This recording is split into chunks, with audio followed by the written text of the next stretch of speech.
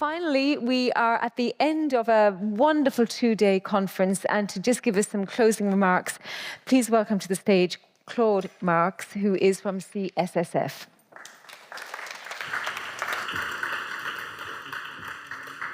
Thank you, Lisa, and good afternoon. Good afternoon to Isabel. Also, good afternoon, ladies and gentlemen. I am very pleased because if the EU regulation is not complicated enough for you, you have the ILO as well. And then if you still have courage, you can apply to become the Minister of a Fair Transition, which sounds very interesting to me. So to close this afternoon's session, I will first touch upon some regulatory priorities, because I think that's what you want to hear from a regulator. And then I will make some more general remarks. I think it's important to underline that when I talk about the CSSF's priorities, my priorities, that's less relevant. I think it's important to note that we are totally aligned with the EU priorities, and we are contributing actually to those priorities through the ESAs, so the EBA, ESMA, to a lesser extent IOPA, but also the European Central Bank through the SSM system. And indeed, in this important area, which is transnational by nature, it would be highly counterproductive to have 27 different priorities. The matter is already complex enough. Let me distinguish also between financial markets other than banks and banks, because we have slightly different sets of priorities and also rules for those two sections. So on the financial markets side, we have to look at ESMA's strategy, and there is actually a 5-year plan, which is 2023 to 2028. And as a reminder, it's centered around 3 priorities. Priority 1 is fostering effective markets and integrity. Priority 2 is strengthening supervision of EU financial markets. That's not including the super SEC from Europe that some call upon. And number 3, it's enhancing protection of retail investors. And then we have 2 thematic drivers. One is enabling sustainable finance, and 2 is facilitating technological and data innovation. So you can see that sustainable finance is high on the agenda. In terms of work program for next year, it looks as follows. So 1, we build on the work conducted on greenwashing, and more specifically, the ESMA final report on greenwashing that was published just before the summer. And for those of you who haven't read it, I recommend you read it, because it's interesting reading. Also, it has for the first time a clear definition of what is supposed to be greenwashing that everybody is talking about and nobody really had defined until now. The second point important in our work program is to enhance supervisory convergence by building, in addition to the greenwashing agenda, the common supervisory actions conducted in 23-24 on sustainability risks and disclosures in the investment fund sector. The third priority would be to continue to enhance the usability of the sustainable finance framework by monitoring the need for additional guidance under various legislative texts like the SFDR or the taxonomy regulation. And number 4 would be to monitor the implementation of the ESMA guidelines on fund names using ESG or sustainability-related terms. Now, on that particular point, we are well aware of the potential implementation issues with regards to, for instance, the lack of an exhaustive list of ESG or sustainability-related terms that will trigger the application of the guidelines, or another weakness which is the lack of guidance on the definition of a meaningful investment in sustainable investments for funds having sustainability-related terms. We have, as CSSF, actively contributed and will continue to contribute to the discussions at European level on those issues, and we are hopeful that ESMA will make use of the already available toolkit to enhance supervisory convergence, for instance, by amending the guidelines or frequently asked questions, so as to ensure a consistent application of those guidelines. We have relayed those guidelines, by the way, 2 days ago through a circular letter, which is circular letter 863 for those who like numbers. And they will apply to new funds as from the 21st of November this year. And for existing funds, there are 6 more months to bring them in line. So the deadline there is 21st of May 25.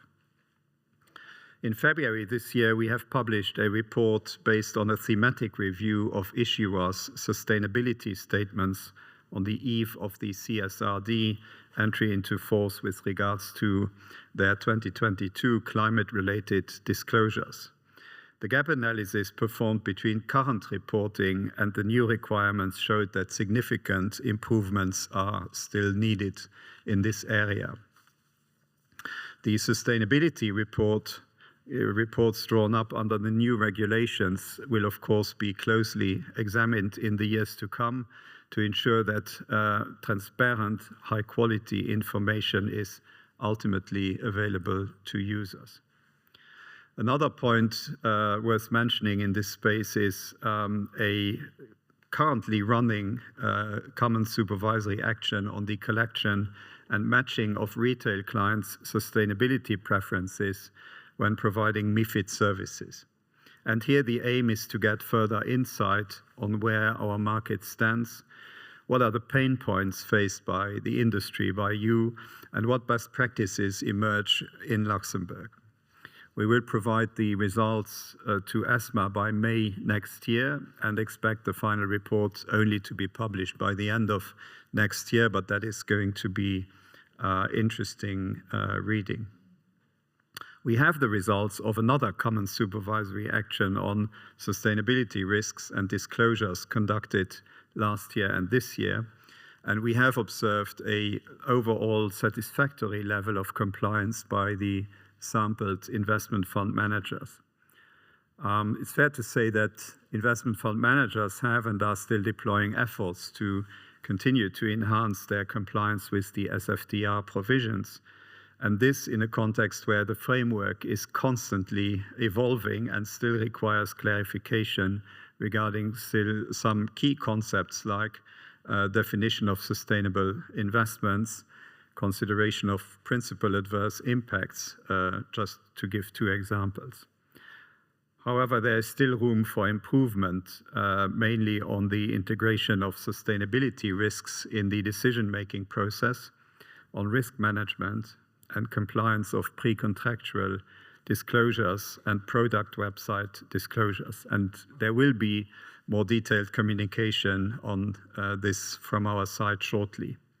There is also ongoing work at European level on the review of SFDR, as demonstrated by the public and targeted consultations launched by the European Commission in Q4 last year.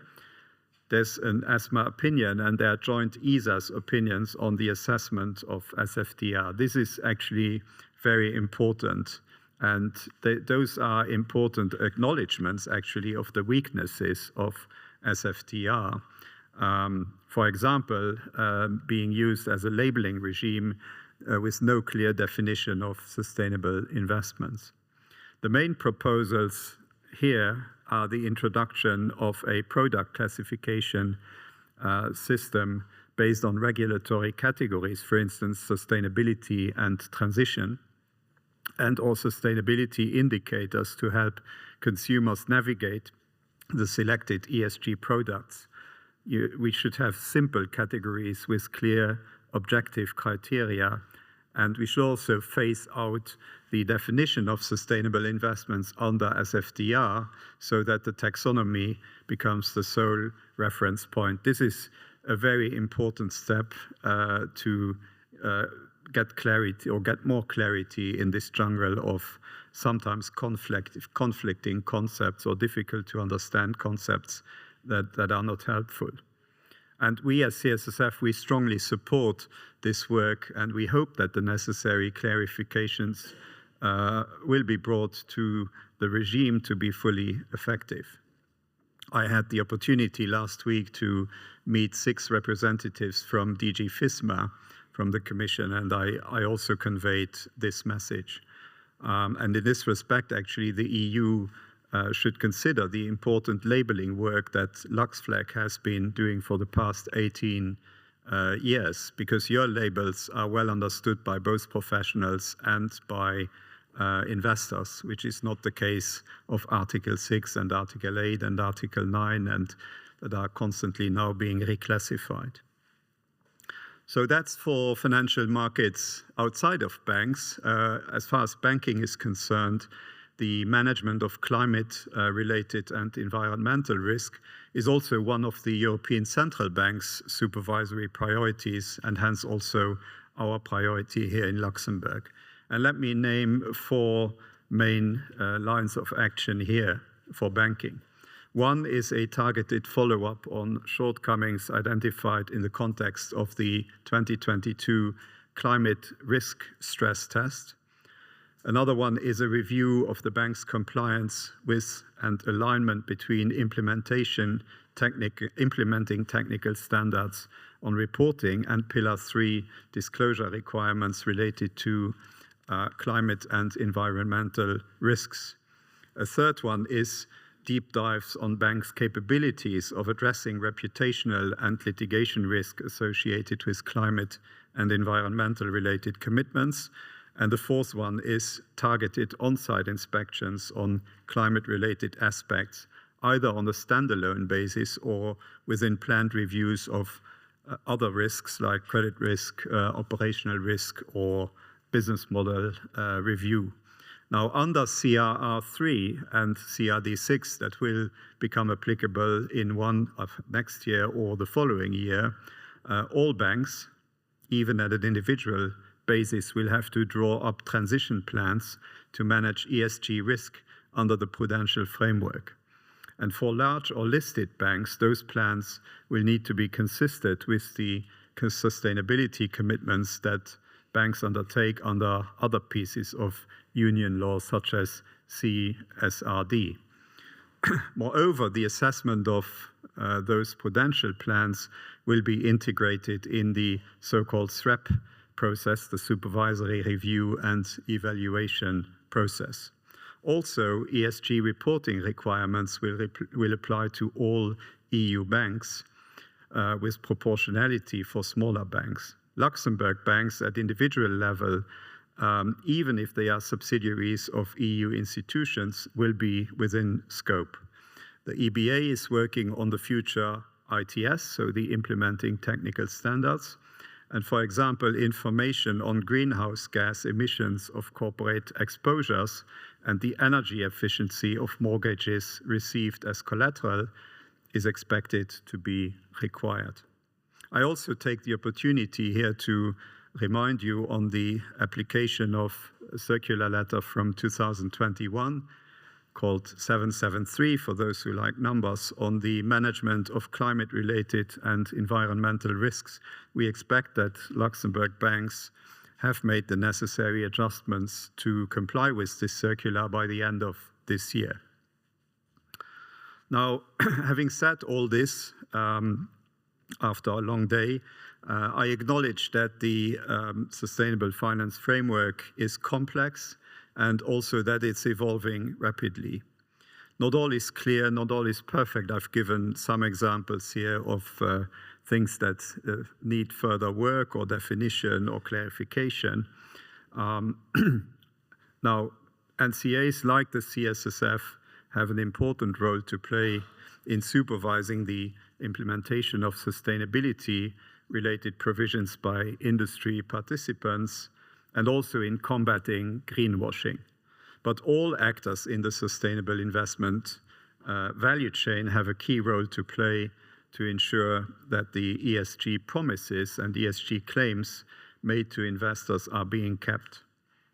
You stand at the forefront of combating greenwashing risk. And I would say that, the imperfection and the lack of clarity that we have here on some aspects should not be a proxy for not trying to do the best. Only a collective effort can contribute to the green transition. And we should never forget, with all these layers of regulation, different regulation, complexity, level 1, level 2, level 3, and so on, we should not forget the overall objective that we have here, which is countering climate change. The only way to achieve this and to achieve the EU's commitment to reduce carbon emissions by 55% by 2030 compared to 1990, and also the commitment to a net zero economy by 2050 is to finance transition through public and private finance. So that objective we should not forget. And what is very often overlooked in this is financial education. And financial education plays an important role here. To give you an idea, there was a survey done by the OECD in OECD countries of what percentage of money or of assets adults have invested in sustainable finance products. And for Luxembourg, the number was only 6.8%. Now, 6.8% is better than the OECD average, which was 2.7%, but we still have a long way to go. And trust will be key. And trust will only be there if people are financially literate, if they understand the classification, or hopefully going forward the labeling system, and if together we ensure that there is no greenwashing. And by the way, financial education will also be of great importance if we want to achieve the capital markets union or strengthen the capital markets union, or as it is now called, the savings and investment union, because we need to incentivize people to invest their money into the real economy as opposed to holding cash, which is what they do majority today. Conferences like this, Lux Flag Sustainable Investment Week are important contributors to enhance financial literacy, or should I say to promote sustainable finance literacy. So I have to congratulate Lux Flag, the organizers, and I thank you very much for your attention. Thank you. Thank you so much to Claude Marx,